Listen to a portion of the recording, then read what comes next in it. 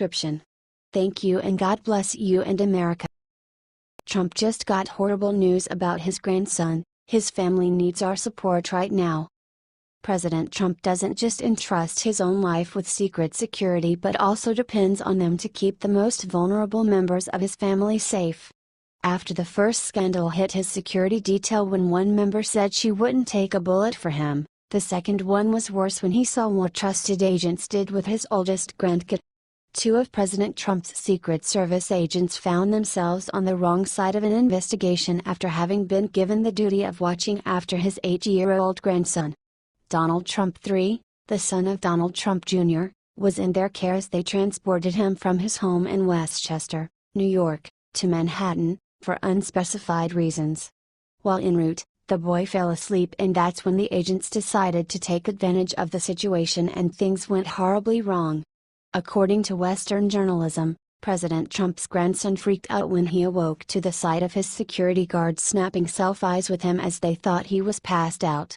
He was rightfully terrified by the obvious violation of privacy and confused by what was going on and told his mother, Vanessa Trump, about it after arriving home.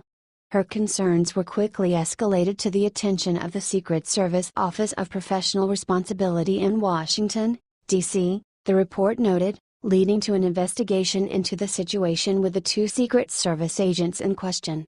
The U.S. Secret Service is aware of a matter involving two of our agents and one of our protectees, a spokesman for the service announced. Our Office of Professional Responsibility will always thoroughly review a matter to determine the facts and to ensure proper, long-standing protocols and procedures are followed.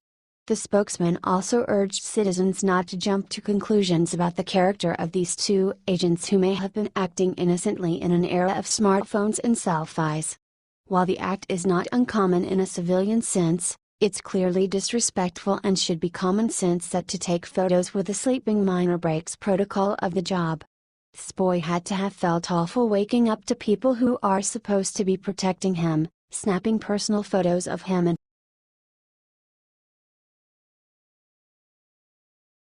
Melania Trump just made huge announcement about where she'll live. This is unbelievable. The mainstream liberal media has been making a federal case over the fact that First Lady Melania Trump and her son with the president, Barron, have not moved into the White House in D.C. yet. However, the family made it clear they did not want to disrupt their son's school schedule.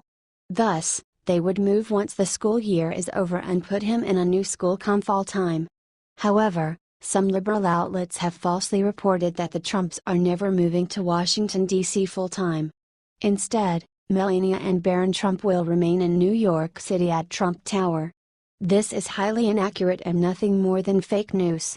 They have been shuttling down via airplane to visit the president on some of the weekends. The president has admitted to working longer hours in the West Wing because his family is not there to keep him company. But any insinuations the family isn't moving are nothing more than slander. Meanwhile, Melania Trump has been putting together her staff and been working on different engagements that she wants to work on once she makes Pennsylvania Avenue her home.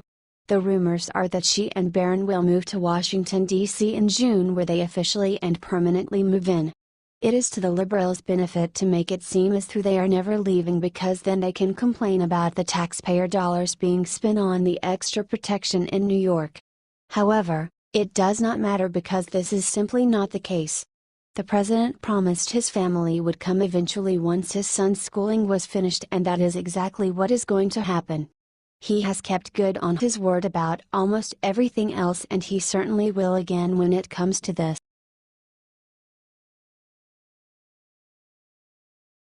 Conservatives are taking action against judges who keep blocking Trump ban.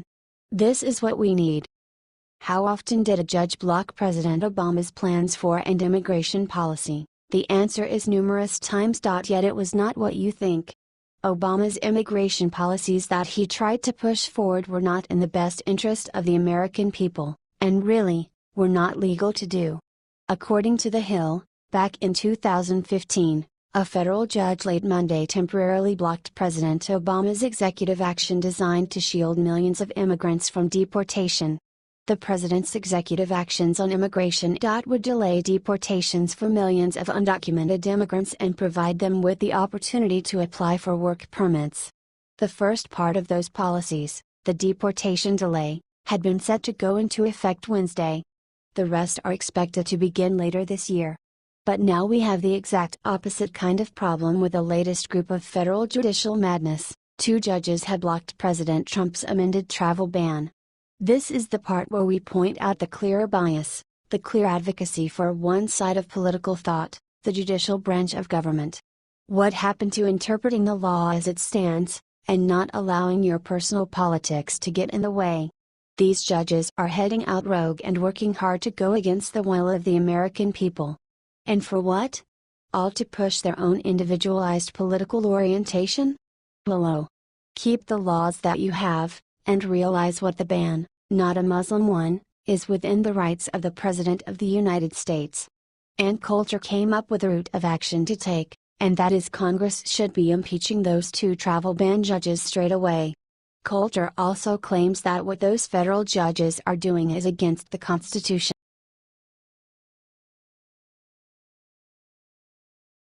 Hawaii judge who halted Trump travel ban gets some bad news. He's done.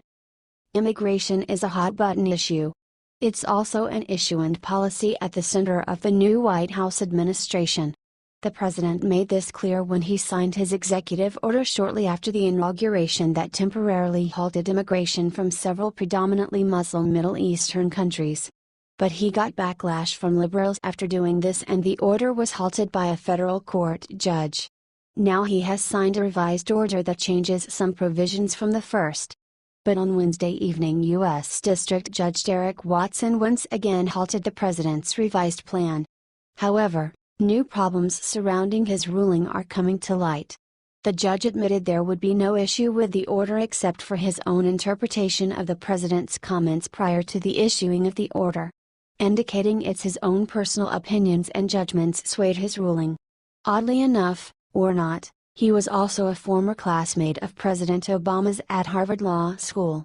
We all know the flaming liberal progressive the former president was. Just days prior to Watson's ruling, the former president patronized a restaurant just blocks away from the judge's courthouse. It seems a wee bit close for comfort. He also drove within 5 minutes of the judge's home. They very easily could have had a secret meeting or even a not-too-secret meeting. Especially considering how blatantly close they were to one another. It would not be surprising to find the former president is interfering with the affairs of the current president, considering how hard he worked to make sure he lost. The judge's ruling will not stand the test of time. It was so clearly done based on bias and personal opinions. That is not the purpose of being a judge, and his behavior is completely unacceptable. The American people must hold him responsible.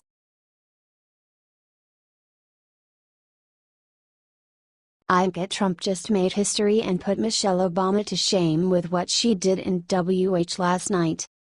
President Trump has had a tough time shaking certain stigmas that were unfairly bestowed on him by the liberal media. He's been very prevalently called racist and sexist, among other things. And while one can admit, he hasn't had the most finesse in the past, if actions speak louder than words, those claims should have long since dissipated. Unfortunately, letting go of that grudge would not fit the narrative that the left is trying to portray. And being able to build that narrative on the foundation that fosters hate had been very useful for them.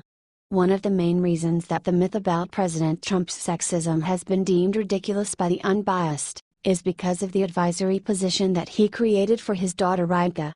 The first daughter has had the president's ear from day one, championing women's issues from maternity leave, to tax breaks for stay-at-home mothers.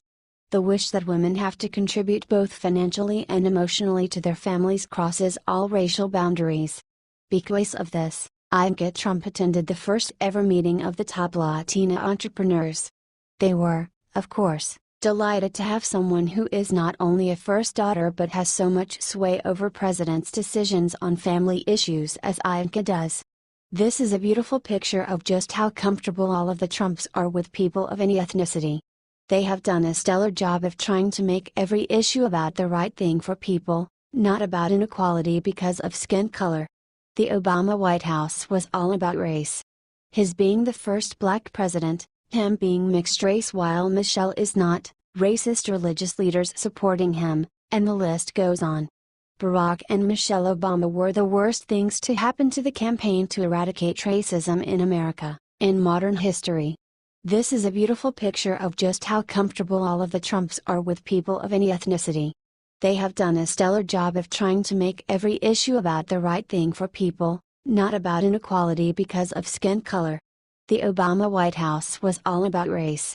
His being the first black president, him being mixed race while Michelle is not, racist religious leaders supporting him, and the list